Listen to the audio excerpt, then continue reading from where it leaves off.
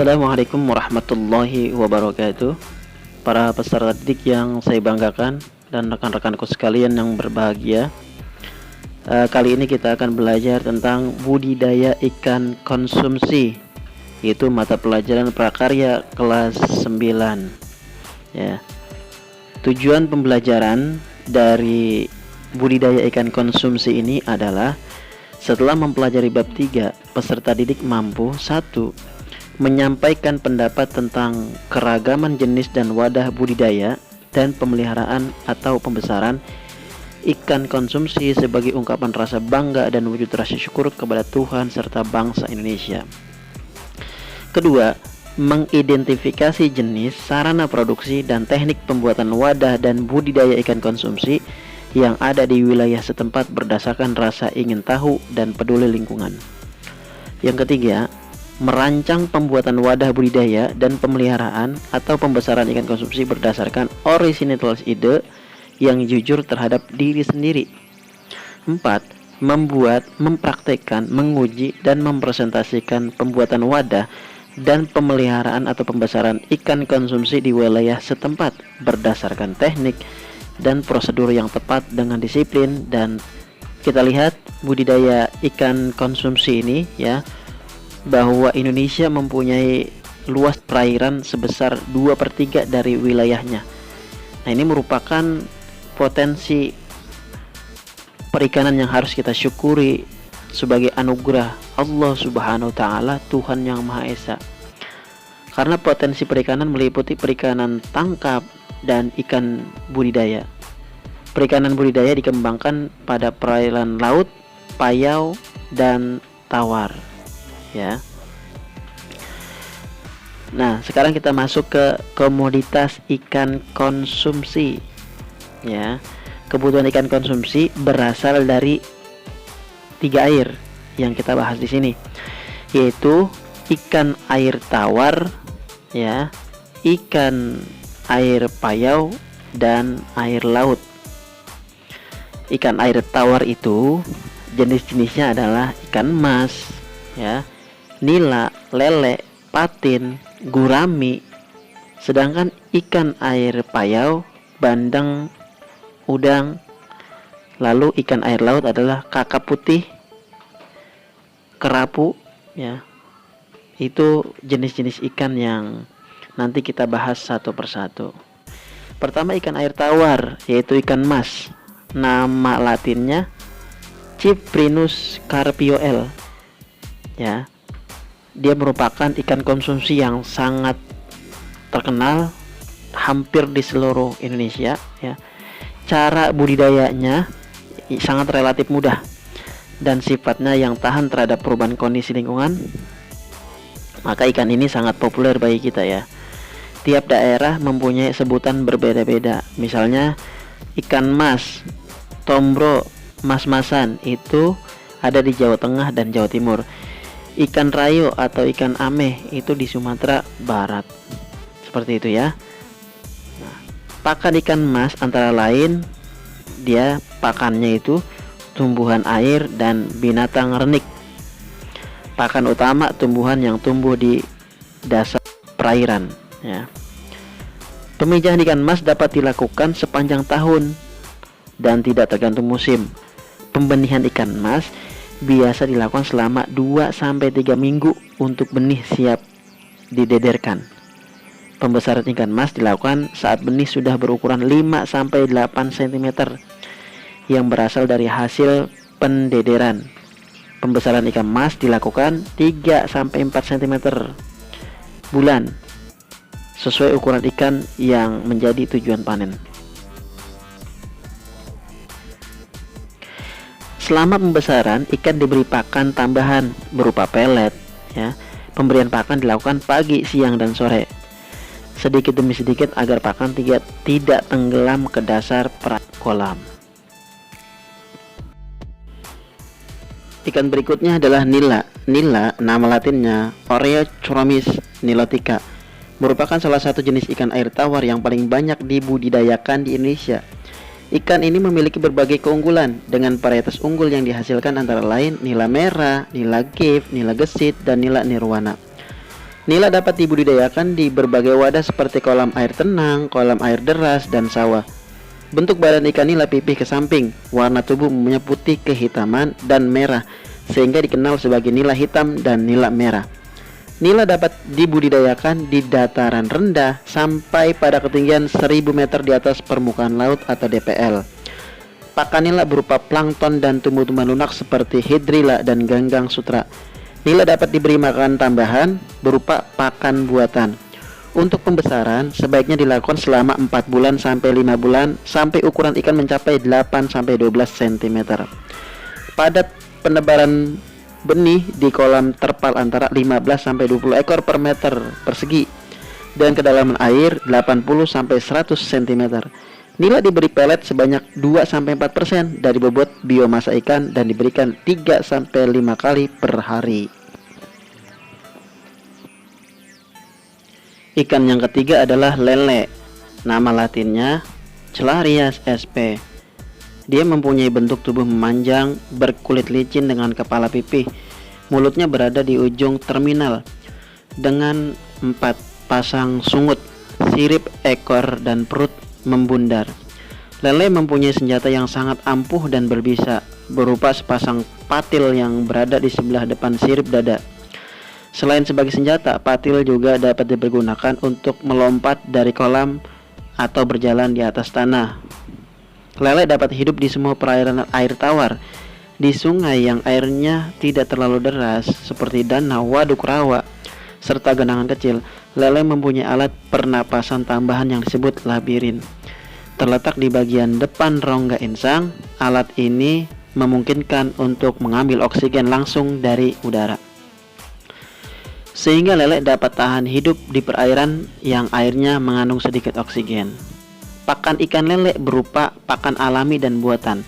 Kalau pakan alami seperti cacing, kutu air, jentik-jentik larva, dan siput kecil. Lele termasuk jenis karnivora pemakan daging. Pakan buatan yang baik adalah yang banyak mengandung protein hewani. Lele hidup dengan baik di dataran rendah sampai daerah perbukitan yang tidak terlalu tinggi. Pertumbuhan lele agak lambat apabila suhu tempat hidupnya terlalu dingin. Lele dipanen pada umur 3 sampai 4 bulan dengan berat rata-rata 200 gram per ekor. Ikan berikutnya adalah patin. Nama latinnya Pangasius sp. Termasuk kelompok ikan catfish yang dapat hidup di perairan dengan kandungan oksigen relatif rendah. Patin sangat responsif terhadap pakan buatan serta memiliki pertumbuhan yang cepat, sehingga termasuk jenis ikan yang berukuran besar. Warna tubuh ikan patin bagian punggung keabu-abuan atau kebiru-biruan dan bagian perut putih keperak-perakan. Ukuran kepala relatif kecil dengan mulut terletak di ujung agak ke bawah. Pada mulut patin terdapat 2 pasang sungut pendek yang berfungsi sebagai peraba. Pada sirip punggung terdapat 1 jari-jari keras yang berubah menjadi patil yang besar dan bergerigi. Pada sirip dada juga terdapat 1 jari-jari keras yang juga berubah menjadi patil. Patin adalah jenis ikan omnivor pemakan segala dan cenderung menjadi karnivor pemakan daging. Di alam, patin makan ikan-ikan kecil, cacing, serangga, biji-bijian, tumbuh-tumbuhan, rumput-rumputan, dan udang kecil. Dalam pemeliharaan, patin dapat diberi pakan buatan. Selanjutnya adalah ikan gurami. Nama latinnya Ospirnemus gourami. Di kalangan pencinta menu masakan dikenal sebagai ikan mewah dengan harga jual tinggi dan cita rasa yang tinggi. Daging ikan gurami renyah dengan sedikit duri. Gurami banyak dibudidayakan di Pulau Jawa, Kalimantan, dan Sumatera. Sebutan ikan gurami beragam di setiap daerah, yakni gurame atau gurami di Jawa, kalau atau kaloi Sumatera, dan kala atau kalui di Kalimantan. Gurami berkembang dengan baik di daerah dataran rendah. Ketinggian lokasi yang cocok untuk budidaya mulai 0 sampai 800 meter DPL. Dan suhu 24 derajat Celcius sampai dengan 28 derajat Celcius. Gurami peka terhadap suhu rendah sehingga tidak produktif dibudidayakan di daerah suhu rendah. Gurami memijah pada umur 2 sampai 3 tahun. Produktivitas telur meningkat di musim kemarau. Telur gurami akan menetas dalam selang waktu 10 hari. Gurami menyukai perairan yang jernih, tenang, dan tidak banyak mengandung lumpur. Gurami termasuk jenis ikan omnivora atau pemakan tumbuhan dan daging. Tumbuhan yang biasa dimakan yaitu azolla, kangkung, dan daun talas, dengan pakan buatan tambahan berupa pelet. Pemberian pakan dilakukan sebanyak-banyaknya. Pembesaran ikan gurami dilakukan sampai berat ikan gurami minimal 500 gram atau lebih sesuai keinginan konsumen. Waktu yang diperlukan untuk mencapai 500 gram per ekor yaitu sekitar 6 bulan. Sedangkan untuk mencapai berat 1 kg per ekor membutuhkan waktu sekitar 9 bulan. Sekarang kita bahas ikan air payau. Yang termasuk ikan air payau adalah satu bandeng. Bandeng nama latinnya adalah Chanos chanos, merupakan ikan air payau yang cukup terkenal dan mudah didapatkan. Dagingnya putih, seratnya halus dan rasa gurih. Bandeng memiliki badan memanjang seperti torpedo dengan sirip ekor bercabang dan termasuk sebagai ikan perenang cepat. Kepala bandeng tidak bersisik, mulut kecil terletak di ujung, rahang tanpa gigi dan lubang. Hidung terletak di depan mata. Mata diliputi oleh selaput bening atau subcutaneous. Warna badan bandeng putih keperak-perakan dengan punggung biru kehitaman. Bandeng digolongkan jenis ikan herbivora karena memakan fitoplankton. Pada budidaya bandeng konsumsi, benih bandeng dapat ditebar dengan kepadatan tinggi benih, ukuran berat rata-rata 50 gram per ekor atau panjang 7 cm sampai 10 cm. Dapat ditebar 500 ekor per meter kubik. Ukuran konsumsi akan mencapai berat 450 gram per ekor setelah dipelihara selama 4 bulan. Yang kedua adalah udang windu. Udang windu merupakan jenis udang konsumsi air payau. Badan terdiri atas 13 ruas dan seluruh tubuh ditutupi oleh rangka luar yang disebut exoskeleton. Udang windu aktif bergerak dan mencari makan pada suasana yang gelap atau redup. Udang windu mempunyai sifat kanibal, yaitu memangsa sesama jenis yang lemah kondisinya. Udang berganti kulit secara periodik. Udang muda lebih sering berganti kulit dibandingkan udang dewasa. Proses ini memberikan kesempatan kepada udang untuk tumbuh lebih besar. Pakan alami berupa ganggang dan binatang renik di dasar tambak seperti cacang kecil, larva serangga, larva kerang, dan ganggang. Pakan buatan sangat penting diberikan, namun harus dipilih pelet yang tidak mudah hancur dalam waktu 24 jam karena cara makan udang yang tergolong lambat. Yang ketiga adalah ikan air laut. Nah, ikan air laut yang kita bahas yang pertama adalah kakap putih atau nama latinnya Lates calcarifer. Kakap putih mempunyai toleransi cukup besar terhadap kadar garam dan merupakan ikan Catadromous. Dibesarkan di air payau dan kawin di air laut. Sifat-sifat inilah yang menjadikannya kakap putih dapat dibudidayakan di laut maupun tambak di air payau. Mempunyai bentuk tubuh memanjang, gepeng, batang sirip ekor lebar, mata berwarna merah cemerlang, mulut lebar sedikit serong dengan geligi halus. Badan atas menutup insang, terdapat lubang kuping bergerigi, sirip punggung dengan 3 jari-jari keras dan 7-8 jari-jari lemah serta memiliki bentuk sirip ekor bulat. Benih ikan yang sudah mencapai ukuran 50-70 gram per ekor dari hasil pendederan selanjutnya dipelihara dalam keramba dengan padat tebar 50 ekor per meter kubik. Pembesaran dilakukan selama 5-6 bulan dan selama periode tersebut dilakukan pengelolaan terhadap kebersihan keramba dan pemantauan terhadap ikan secara berkala. Guna menghindari sifat kanibalisme, pemanenan dilakukan setelah ikan mencapai ukuran kurang lebih dari 500 gram per ekor dengan kebutuhan waktu 5-6 bulan. Ikan kerapu. Kerapu nama latinnya Apinephelus sp yang dikenal dengan istilah groupers. Merupakan salah satu komoditas perikanan dengan nilai jual sangat tinggi di pasar domestik maupun internasional. Kerapu mempunyai sifat-sifat yang menguntungkan untuk dibudidayakan karena pertumbuhan cepat dan diproduksi massal untuk memenuhi permintaan pasar. serta dapat dipasarkan dalam keadaan hidup. Bentuk tubuh kerapu yaitu moncong panjang memipih dan menajam. Gigi pada bagian sisi terdiri 3 atau 4 baris. Terdapat bintik putih coklat pada kepala, badan dan sirip, bintik hitam pada bagian dorsal dan posterior. Habitat benih ikan kerapu, terutama jenis kerapu macan, adalah pantai yang ditumbuhi algae genus Reticulata dan Gracilaria sp. Pada tahap dewasa, kerapu hidup di perairan yang lebih dalam dengan dasar perairan pasir berlumpur. Kerapu termasuk jenis ikan karnivora dan cara makannya mencaplok satu persatu pakan yang diberikan. Pakan yang paling disukai yaitu krustasea, rebon, dogol, dan krosok. Juga jenis ikan kecil, tembang, teri, dan belanak. Laju pertumbuhan kerapu bebek dapat mencapai 1 sampai 1,3 gram per hari, sedangkan kerapu macan 2,5 sampai 3 gram per hari. Kerapu bebek yang dipelihara dengan berat awal 1 sampai 3 gram dan panjang total 4 cm akan mencapai berat 400 sampai 500 gram selama 12 bulan sampai 14 bulan.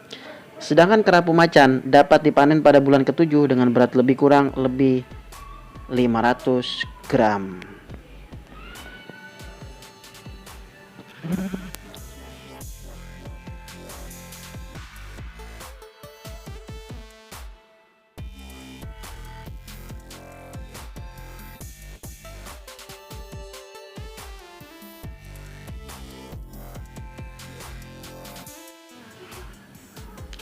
Sarana budidaya ikan konsumsi. Ya, keberhasilan usaha budidaya sangat tergantung pada ketersediaan sarana produksi yang memadai.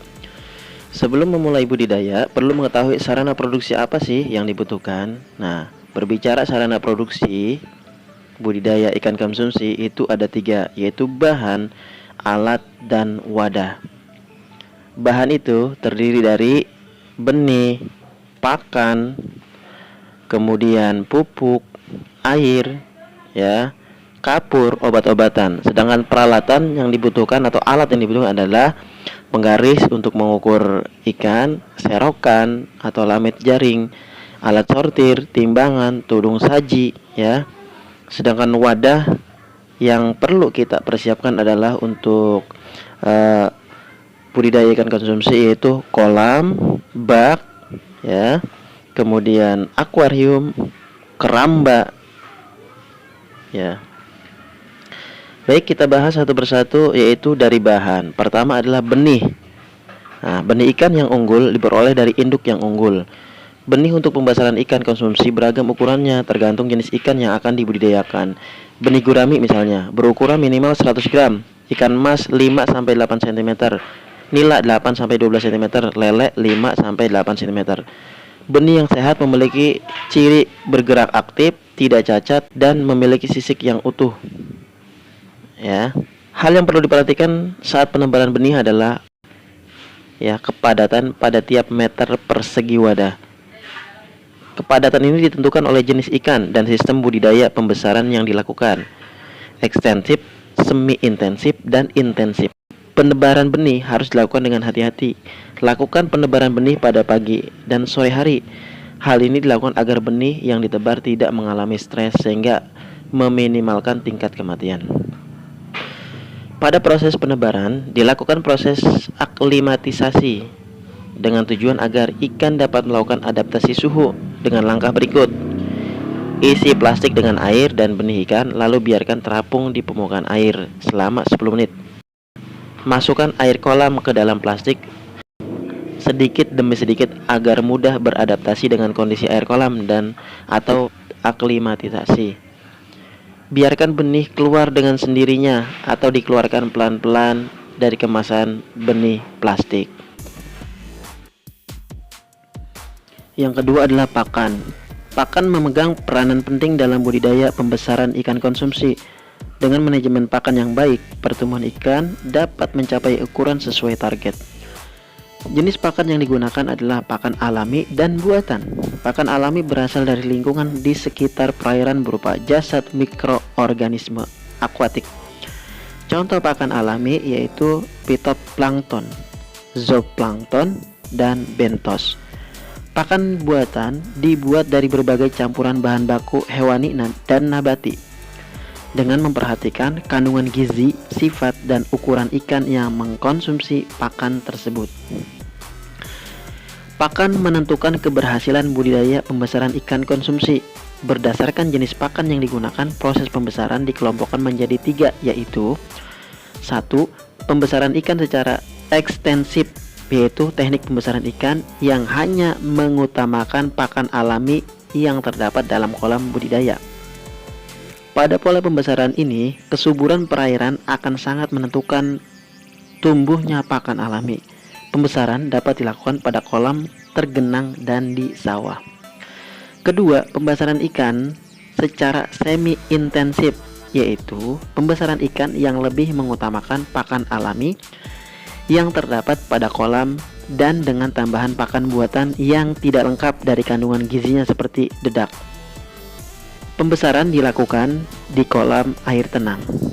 Ketiga, pembesaran ikan secara intensif, yaitu teknik pembesaran ikan yang dalam proses pemeliharaannya mengandalkan pakan buatan dan tambahan pakan alami. Pemberian pakan harus memperhatikan kebutuhan, waktu, dan caranya. Berikan pakan sedikit demi sedikit agar dapat dimakan habis sebelum tenggelam ke dasar kolam. Gunakan pakan yang aman. Hindari pemberian pakan berupa bangkai karena kurang aman terhadap ikan dan dikhawatirkan memberikan efek samping pada ikan yang akan dikonsumsi. Pakan diberikan sesuai perkembangan ikan, di mana ukuran pakan buatan dapat disesuaikan dengan besarnya mulut ikan. Banyaknya pakan ditentukan dari bobot ikan secara keseluruhan atau pakan diberikan sesuai target panen yang diinginkan. Jumlah pakan buatan yang diberikan selama sehari berkisar 0,3% sampai 0,5% dari bobot tubuh ikan atau bobot target panen. Ketiga adalah pupuk. Pupuk diperlukan untuk pemupukan tanah dasar kolam yang bertujuan untuk meningkatkan kesuburan kolam, memperbaiki struktur tanah, dan menumbuhkan fitoplankton serta zooplankton sebagai pakan alami. Jenis pupuk yang digunakan adalah pupuk alami dan kandang dan buatan. Jenis pupuk yang digunakan seperti pupuk kandang adalah pupuk yang berasal dari kotoran hewan sapi, kerbau, itik, dan ayam yang sudah dikeringkan. Sedangkan pupuk buatan berupa bahan-bahan kimia yang dibuat di pabrik yang berguna untuk menyuburkan tanah, tambak, atau kolam. Jenis pupuk buatan yang dapat digunakan adalah urea, ZA, TSP, KCl, dan NPK. Yang keempat adalah air. Air merupakan jenis bahan yang sangat diperlukan dalam perkembangan tumbuh ikan. Peranan penting dalam budidaya ikan, air sebagai media budidaya harus mempunyai persyaratan tertentu agar ikan dapat tumbuh dengan baik. Pengelolaan kualitas air merupakan cara pengendalian kondisi lingkungan air di dalam kolam budidaya sehingga dapat memenuhi persyaratan hidup biota budidaya ikan, udang, dan plankton. Agar ikan dapat tumbuh dengan optimal, maka kondisi lingkungan kolam pembesaran harus disesuaikan dengan kebutuhan ikan. Air yang memenuhi kriteria yang baik untuk pertumbuhan atau budidaya hewan dan tumbuhan tingkat rendah, yaitu adalah pertumbuhan plankton sebagai indikator untuk budidaya ikan. Kualitas air dapat diukur dari pH, suhu, salinitas, dan kecerahan. Kisaran pH 6-8, suhu 25-35 derajat Celcius. Salinitas 0 ppt sampai 5 ppt air tawar, 6 ppt sampai 29 air payau, dan 30 ppt sampai 35 ppt air laut. Kecerahan terlihat dari jumlah cahaya matahari yang dapat tembus badan air. Berikutnya adalah kapur. Kapur digunakan untuk mempertahankan kestabilan dan keasaman pH tanah dan air, sekaligus memberantas hama penyakit. Jenis kapur yang digunakan bermacam-macam, diantaranya kapur pertanian atau kalsit dan dolomit, serta kapur aktif. Selanjutnya adalah obat-obatan. Kegiatan budidaya terkadang mengalami kendala. Salah satu kendalanya adalah serangan hama dan penyakit yang dapat mengganggu proses pertumbuhan dan perkembangan biota budidaya. Obat-obatan dapat diberikan untuk pencegahan dan penanggulangan hama dan penyakit. Bisa jenis alami dan buatan. Jenis obat alami berasal dari ekstrak tumbuhan tembakau, akar tuba, kipait, dan daun pepaya. Sedangkan obat buatan berasal dari zat kimia yang harus larut dalam air dan tidak mempunyai pengaruh besar terhadap kualitas air kolam. Artinya, bahan kimia tersebut hanya mematikan sumber penyakit, bukan ikan, serta mudah terurai. Ya, itulah terkait dengan bahan yang diperlukan. Yang berikutnya adalah peralatan. Peralatan yang kita butuhkan adalah penggaris, serokan atau jaring, alat sortir, ya, timbangan, dan tudung saji. Kalau penggaris untuk mengukur, serokan untuk menyerok, ya, nyerok ikan, alat sortir itu untuk menyortir ikan besar atau cukup umur atau kecilnya seperti apa. Timbangan untuk menimbang, ya, berapa gram atau kilogram berat dari ikan. Tudung saji untuk sebagai wadah nantinya, ya. Wadah yang digunakan untuk budidaya ikan konsumsi adalah kolam, bak, akuarium, dan keramba. Ya, itulah jenis-jenis dari wadah yang perlu kita persiapkan budidaya ikan konsumsi. Baik, demikianlah para peserta didik yang saya banggakan. Video pembelajaran kali ini semoga bermanfaat, dan dukung terus channel ini dengan subscribe, like, dan share. Terima kasih. Wassalamualaikum warahmatullahi wabarakatuh.